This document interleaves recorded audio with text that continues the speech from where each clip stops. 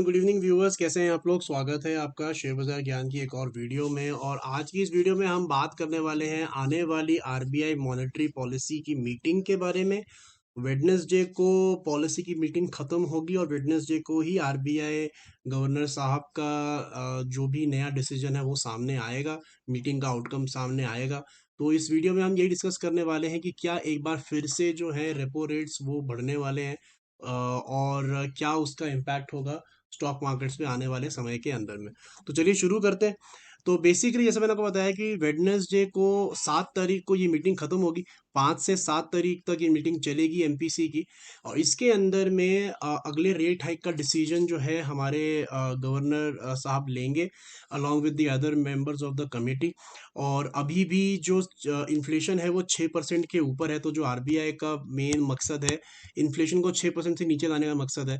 और जब तक वो नीचे नहीं आता तब तक एक हॉकिश स्टांस या फिर इन्फ्लेशन को कंट्रोल करने के रेट्स जो है वो बढ़ाए जाएंगे।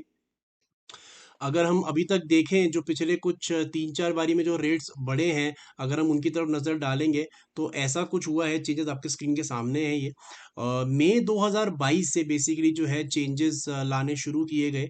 और 0.4% के बाद में 3 बार आधा आधा परसेंट के रेट जो है वो बढ़ चुके हैं। सो अभी तक टोटल 1.9% का जो है बढ़ोतरी करी जा चुकी है।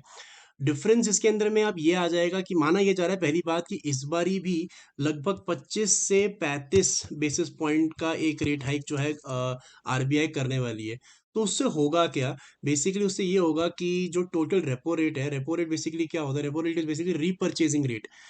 जिस भी रेट पे बैंक्स, सेंट्रल बैंक से जाके पैसा उठाते हैं उसको रेपो रेट बोला जाता है। और रेपो रेट अगर ये लोग मान लीजिए 35 पैसे से बढ़ाते हैं तो रेपो रेट जो है वो बढ़ के 5.90 के ऊपर में 0.35 और बढ़ जाएगा।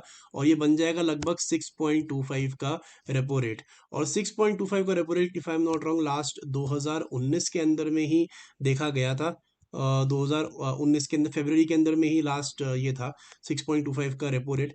इससे क्या होगा, बेसिकली अगर आप देखेंगे इन्फ्लेशन जो है अभी हमारी 6.77% पे है, राइट।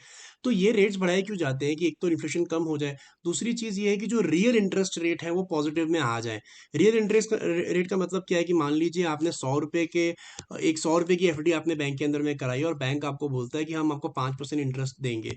तो 1 साल के बाद में आप जब जाओगे तो आपको 105 रुपए जो है बैंक वापस करेगा। लेकिन अगर एवरेज जो इन्फ्लेशन है उस टाइम पे कंट्री में 6% चल रही है, तो इसका मतलब ये है कि जो भी चीज़ 100 रुपए की पिछले साल मिल रही थी अब वो आपको 106 रुपए की मिलेगी। तो आपके पास में 1 साल के बाद में 105 रुपए बचते हैं और 106 में आपको नई सामान लेना है। तो इन्वेस्ट करने के बावजूद भी आपको जो इंटरेस्ट मिल रहा है वो नेगेटिव मिल रहा है। तो इसी को बोला जाता है नेगेटिव इंटरेस्ट रेट। और रियल इंटरेस्ट रेट जो है वो पॉजिटिव में होना जरूरी है। तो अब क्या है कि आरबीआई का ये मानना है कि मार्च आते आते, ये साल जो फिजिकल ईयर खत्म होते होते, जो इन्फ्लेशन है वो कहीं ना कहीं 6% के नीचे आ जाएगी।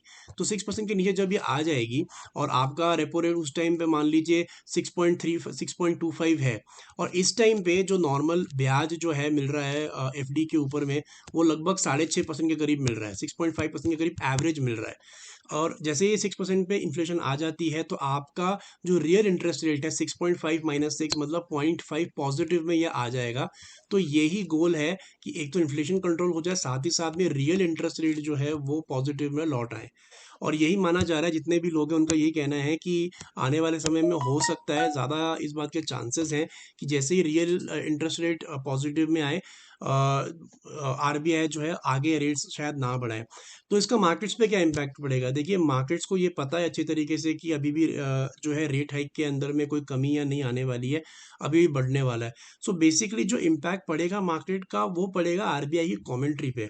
जो शक्तिकांता दास जब इसका अनाउंसमेंट करेंगे पॉलिसी का, तो इट डिपेंड्स कि वो क्या कमेंट्री देते हैं कि आगे आने वाले समय के अंदर में क्या वो एक एकोमोडेटिव स्टांस रखते हैं, या फिर रिएक्टिव स्टांस रखते हैं, या फिर एक हॉकिश स्टांस रखते हैं।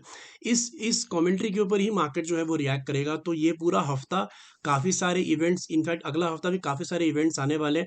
वेडनेसडे को मॉनेटरी पॉलिसी कमेटी की अनाउंसमेंट आएगी। थर्सडे को गुजरात इलेक्शंस के रिजल्ट्स आने हैं। और उसके बाद में नेक्स्ट वीक 13-14 दिसंबर को यूएस फेड की भी मीटिंग है, तो वहाँ पे भी इंटरेस्ट रेट हाइक होने हैं।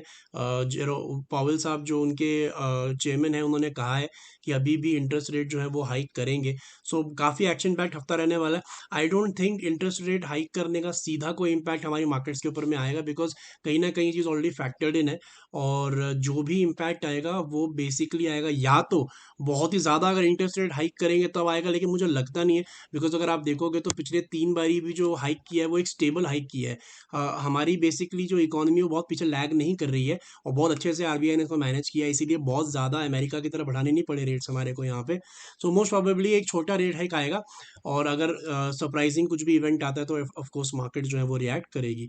तो 7 तारीख को देखेंगे कैसा इसका अनाउंसमेंट आता है और उसका क्या रिएक्शन मार्केट्स के ऊपर में बनता है। तो दोस्तों ये है मेरा आज का video on the RBI upcoming monetary policy. कोई सवाल है आपका तो आप कमेंट सेक्शन में डाल सकते हैं। मैं मिलूंगा आपसे अपनी अगली वीडियो में। तब तक आप अपना ख्याल रखें and all the best guys.